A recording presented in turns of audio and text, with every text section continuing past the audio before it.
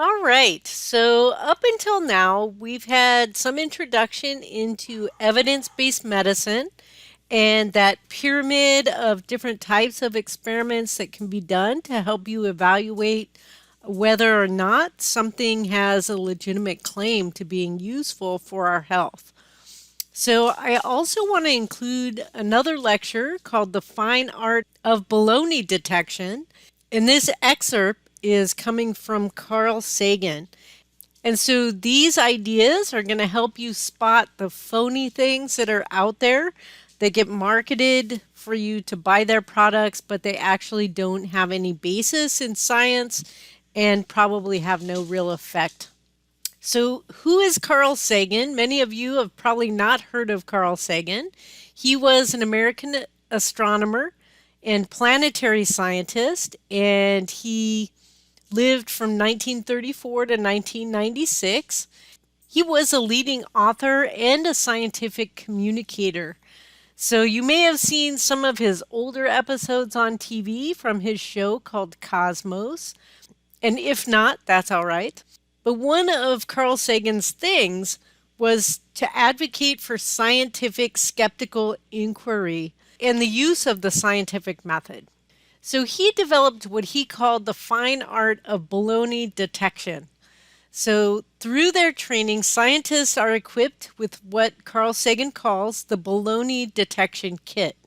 This is a set of cognitive tools and techniques that help fortify your mind against the penetration by falsehoods. So ultimately, what the kit of baloney detection is made for is it's made to really look at marketing schemes that try to claim that there is some benefit for some sort of treatment or miracle drug or the best coffee that's going to make you live until you're 100, right? So you can see marketing tools all the time in our society. So this fine art of baloney detection kit has 9 major tools that can help you spot frauds or at least make you skeptical of what they're saying so that you go back and you look at the tools that I've given you previously about where you can find scientific data based on studies that have been done. So the first tool is called independent confirmation. So wherever possible, there must be independent confirmation of the facts. So if a company is marketing their product to you, you should be able to find independent confirmation of the claims about their product that is not associated with their company. So there is a company that sells apricot or peach pits, and they claim that they can cure cancer, right? So immediately you should be like, well, wait, if this is true, why aren't we all using it to treat cancer?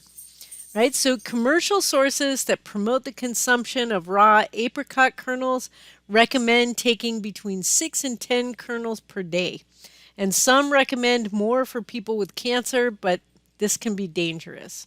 So the Centers for Disease Control and Prevention, or the CDC, notes that apricot seeds have substantial amounts of chemicals which are metabolized to cyanide. So you really have to be careful because this could be quite dangerous for people to be eating the peach pits or apricot pits. So research suggests that between 0.5 and 3.5 milligrams of cyanide per kilogram of body weight can be lethal. So potentially safe levels would be 3 small kernels for an adult and less than 1 for a toddler, right? But you see marketing for much more. So how do you weed out this type of misinformation, right? The web and the social media are full of good information about integrative health techniques, but not all of it's accurate.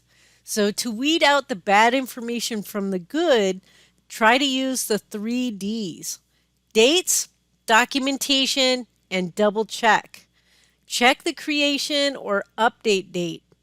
Older material may not include any recent findings, such as new treatment advances or recently uncovered side effects. So you want to make sure that the data that you're reading off of any websites is up to date. You want documentation, check the sources. Are they reputable? Are health professionals creating or reviewing the information? And is advertising clearly identified? And then double check. Visit multiple sites and compare the information. So you can check sites from the central government, such as the National Center for Complementary and Integrative Health. This is a trusty resource. You can also go to PubMed and look for research articles that you can read about the products. And then it's also a good idea before you start taking any dietary supplements to check with your doctor. Your doctor is going to have some advice to give you as well. So the second one, all points of view should be represented. Encourage substantive debate on the evidence by knowledgeable proponents of all points of view. All right, so if you have a condition, you have a lot of different areas that you can turn to try to find a solution for that problem. So you could start maybe with conventional medicine and going to your doctor. Maybe a psychologist could help as well, or looking to spiritual practices, looking into alternative medicine and more holistic therapies, and then other types of resources as well.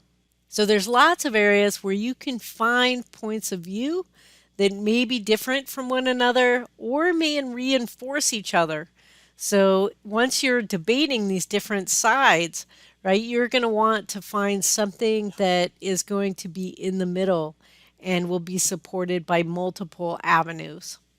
So the third one is arguments from authority, right? Oftentimes we use people that we admire or look up to advertise goods. And these arguments from authority actually will carry little weight, right? Authorities have made mistakes in the past. So if you've got a doctor that's on a show that's telling you this weight loss medication is great, he may have some authority as an MD, but all of his claims might not be accurate. So perhaps a better way to say it is that in science, there's no authorities. At most, there's experts, but you should always double check what they're saying.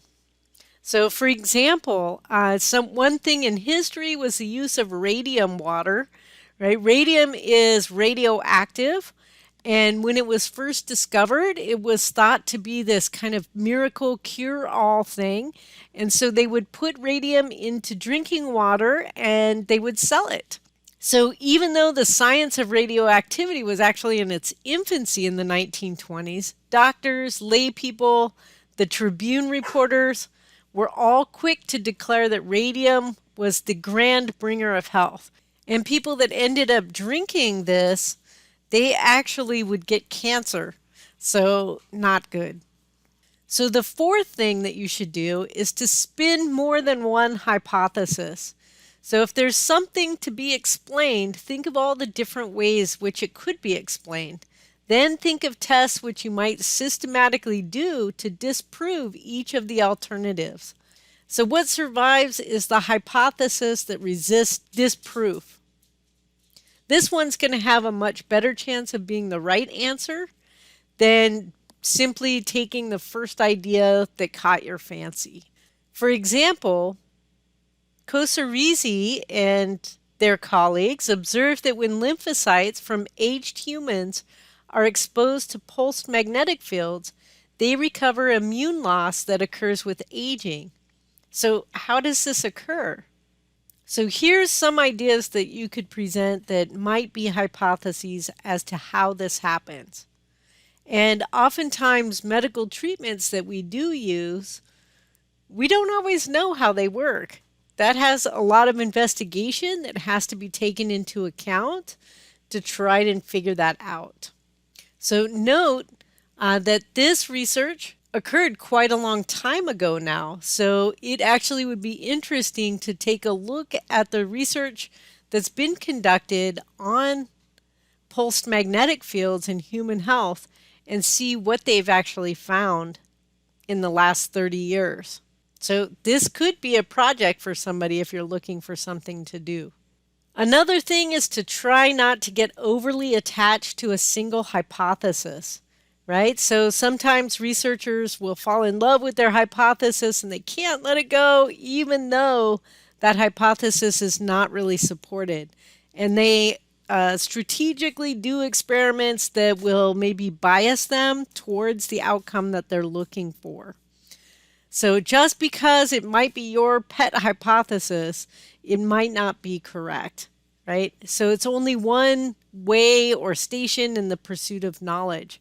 Ask yourself why you like the idea. Compare it with other alternatives. See if you can find reasons for rejecting it. Approach science skeptically. Approach your medical health skeptically. Approach dietary supplements skeptically. So, for example, a nationwide team of clinicians thought that high doses of certain vitamins might prevent cancer. However, it was later found that it actually increased the risk for lung cancer. Not a good hypothesis. So, we're up to number 6. You want to quantify. If whatever it is you're explaining has some measure or numerical quantity attached to it, you'll be much better able to discriminate among the competing hypotheses. So what is vague and qualitative is open to many explanations. So quantitative data has numbers associated with it, whereas qualitative data is only descriptive in nature. So there are, of course, truths that only have qualitative data associated with them, but they are more challenging, right? So when you can, you want to quantify. So this is just a research article about the development and validation of new global well-being outcomes rating scales for integrative medicine research. So these researchers are trying to quantify different types of integrative medicine and its effectiveness. Number 7 is the chain of argument. So if there's a chain of argument about whatever you're studying or looking into, every link in the chain must work, including the premise, not just most of them. So if they're wrong in any part of the chain, then you need to throw out that hypothesis. So an example is a vodka ad in which these giant bottles of vodka is shown being poured onto a sleepy village, transforming it into this glittering city with skyscrapers. So the message of this vodka conveys the following arguments. It has an explicit premise. If you add vodka to your life, your sleepy life will be transformed into a life of cosmopolitan excitement. It has an implicit premise. A life of cosmopolitan excitement is desirable. And the conclusion, you should add vodka to your life. So purchase the vodka, right? And that's the marketing scheme that's set up for this vodka.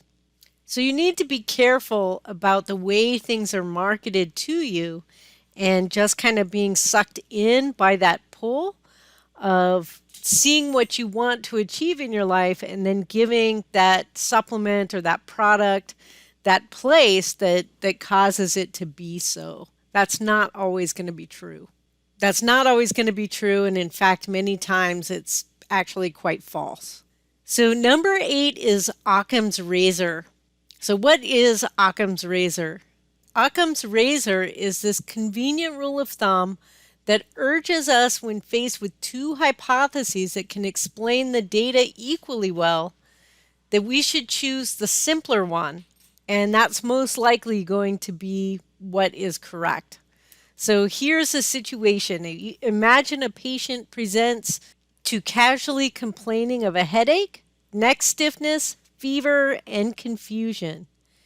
It is, of course, perfectly possible that he simultaneously developed a subarachnoid hemorrhage, torticollis, and hepatic encephalopathy. However, Occam's razor offers us a single diagnosis that fully accounts for this single presentation and guides us to the diagnosis of meningitis. So the explanation that requires the fewest number of assumptions is usually generally going to be the correct one. And number 9, Can the hypothesis be falsified? So you want to always ask whether the hypothesis can be at least in principle falsified. Propositions that are untestable or unfalsifiable aren't worth much. So consider this grand idea that the Earth is a single living organism, the Gaia hypothesis. Can this be disproven? Or can it be tested in any reasonable way? No, not really. So it's not really useful because we can't even approach it to try to test it. So in science, there is also this process of testing and retesting hypotheses. So scientists are generally really skeptical. And when something new comes out that seems really, really cool, all of these other scientists want to jump on board and try studying it and see if they can reproduce it in their own labs. So duplication of the results of an experiment are really critical. A lot of scientific experiments even are one-ofs, right? And they're not actually reproducible. So this actually is super critical.